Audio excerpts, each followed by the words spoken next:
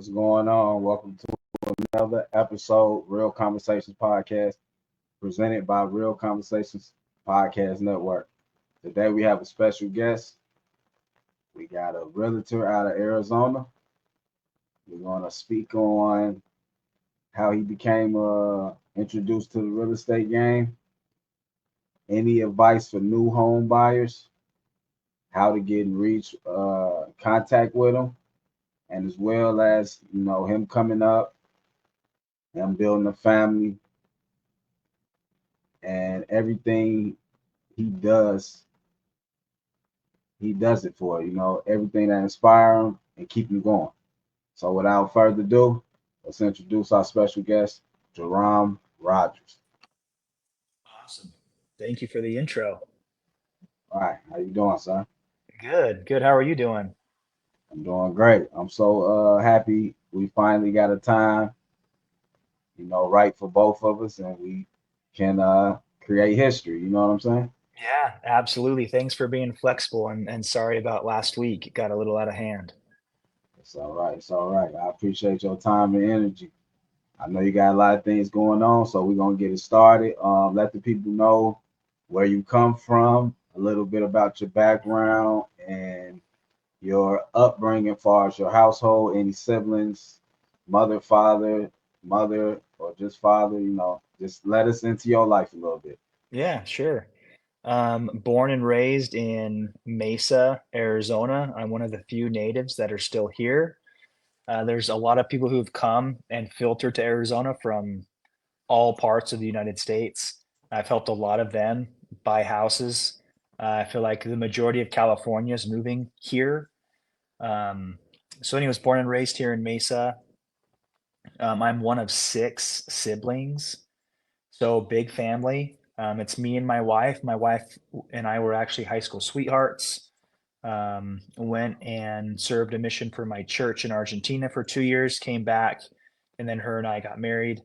And we've got four kids of our own now. And life is busy with four kiddos. Wouldn't change it for the world, but it's a lot of work. It's a full-time job, absolutely.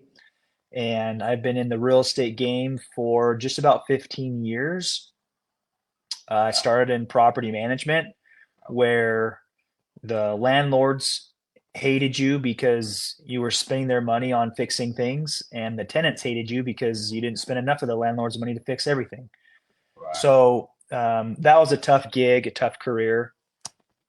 I enjoyed it nonetheless, but I was excited to graduate from being a property manager.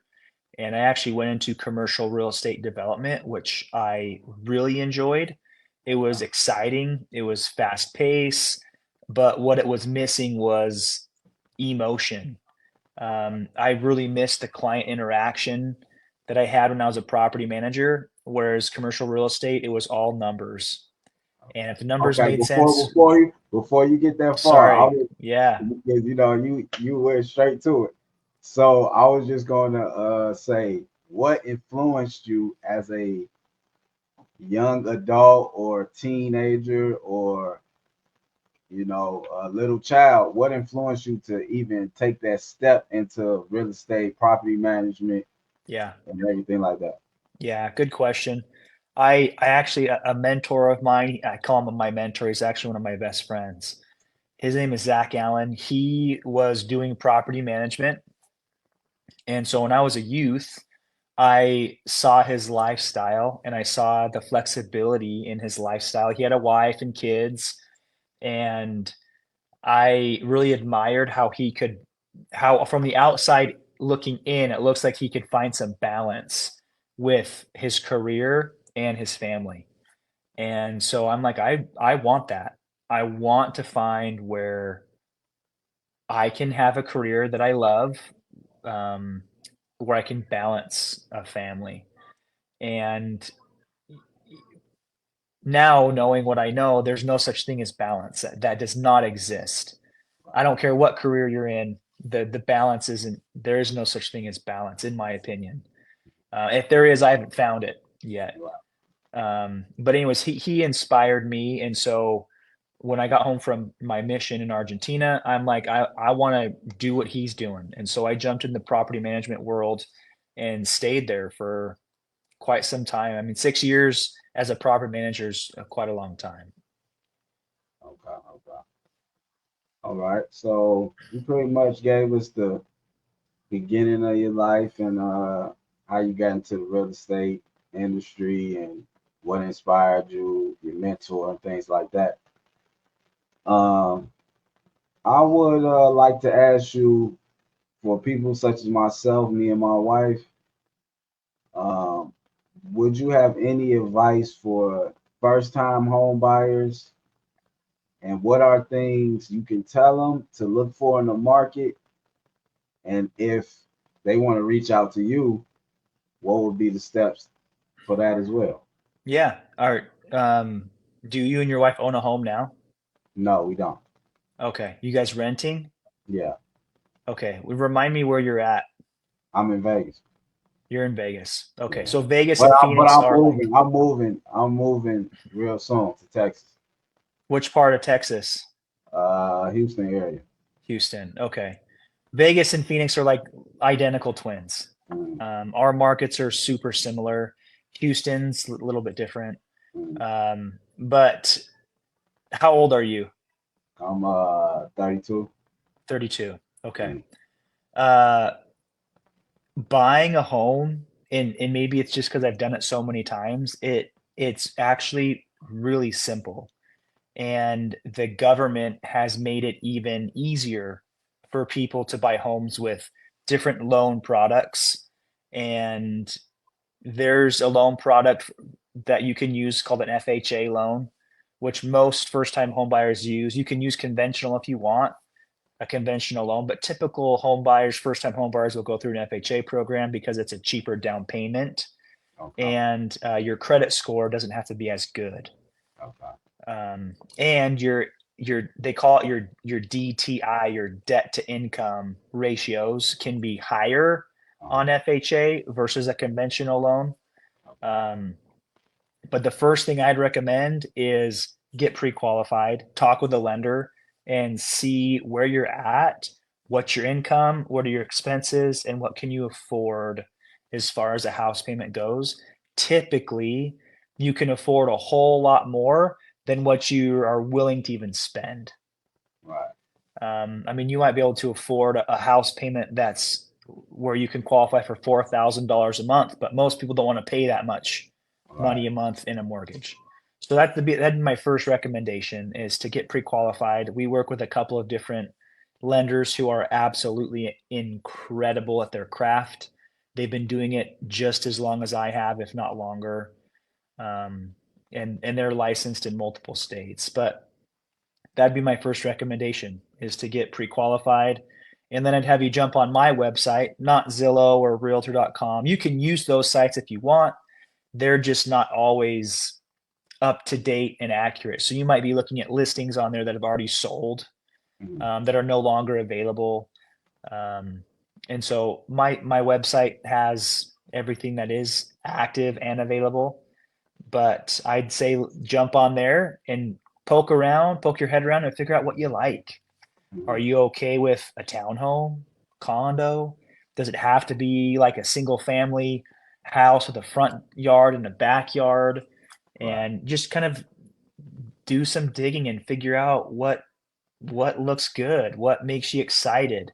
Mhm. And for first time home buyers, I say that any home is better than no home. And Right. so if you want this white picket fence dream of a house, but it's out of your price range, I always say start with a townhome, start with a condo, and work your way up to that house. Um, there's lots of times when I take first time home buyers out specifically, and they just want the perfect house right then and there. Those don't exist. Right. I always tell them, say, give me on a scale from 1 to 10 how much you like this house. And tens are unicorns. They do not exist. So we're looking for like sevens and eights out of tens. That's normal. I know like HGTV puts this in your head that it's this dream home. Well, it's TV, right? It's not real life. Right. So I have to find myself kind of teaching them what's real life and what's Hollywood. Okay. But that's what I'd recommend. All right. All right. I appreciate that advice. Right now we're just gonna take a little twist and getting more personal with your life and your life story, and just ask you a simple question like, um, does your family, your wife and kids, does your family motivate you to keep pushing when the times are their hardest? They're the only thing that motivate me. Right. Nothing else. You could give me $10 million if I did this at that. That's not motivating to me. The only thing that motivates me are them. And if anyone is familiar with what's been going on in the real estate sector for the past 2 years, I've needed a lot of motivation to keep going, a Right. lot. And I've pulled all of it, all of the motivation from from them. That's a great question. Okay, I got another question. I mean, we just figured out what motivates you, what drives you, but as far as your career choice, would you have any motivational and inspirational words for the next Mr. Rogers coming up in the game right now? You know, starting off as a property manager and want to work their way up to a realtor such as yourself. What would you tell them? Like your three top not telling them what to do, but telling them how to move in the real estate game. Yeah. Um, the first tip I would tell them is you're 24/7. There's no such thing as time off. Um, to take a break just doesn't exist in this career. So I would want to set expectations with that Mr. Rogers who's kind of doing what I did. And I'd also tell him don't quit. There's so many times when I was on the verge of just throwing in the towel and being done because it was just too much. And that's, I had to make a decision. I was either quitting or pushing forward. And I decided to burn the bridges, cut all ties, and move forward. And that was the best thing that I ever could have done for myself and for my family. So don't quit. If that's what you really want, then keep pushing and you'll figure it out and you'll do really well. Um, but don't quit. Because you can't lose. If you don't quit, you can't lose. That's something I was telling my wife earlier this week. We will never lose ever at anything because we will never quit. And that's the best advice I could give anyone who's trying to jump into the game. Okay, okay. So I mean, we pretty much got right to it. I wanted to get some advice from you. Share your knowledge, your experience with the viewers. So with that being said, I mean, we can end it out. I know you told them about your website, but can you tell them all your other social medias and where they can find you to reach Sure. out? Yeah, I'm gonna my give you the main floor. I'm gonna give you the floor. I'm gonna step back. I'm gonna give you the floor. yeah, you're good. My main you can find me on Instagram. It's at Jerem Rogers. And I that's the main platform I'm on. If you can find me on there, you can find me pretty much anywhere. But happy to answer any questions that anyone might have, even if it's outside of Arizona. We have a lot of referral partners throughout the country and actually throughout the world. So it doesn't have to just be the United States. It could be in Mexico, Europe. Happy to help answer any questions you might have. If you are looking to buy for the first time, or you're a move up buyer looking to sell and then buy, or downsizing is like the popular thing to do right now. People are buying a whole lot of less house to have a more elevated lifestyle. So yeah, Instagram at Jerem Rogers, you can find me. All right. With that being said, I appreciate your time. You're welcome back on the show anytime. And till next time, I appreciate you. Awesome. Hey, thank you so much. All right. Appreciate you.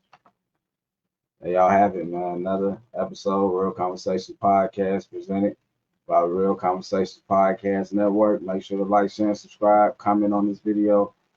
Tell us your opinions. If you want to reach out to Mr. Rogers, hit him up on Instagram or hit him up Facebook or his website. And until next time, man, we appreciate y'all. I think we're taking a break next week, but we will be back after that. So we appreciate y'all. Make sure to like, share, and subscribe. Follow us on all platforms, all your audio platforms for podcasts. Till next time, it's been real. Mr. Smooth, your host. I'm gone.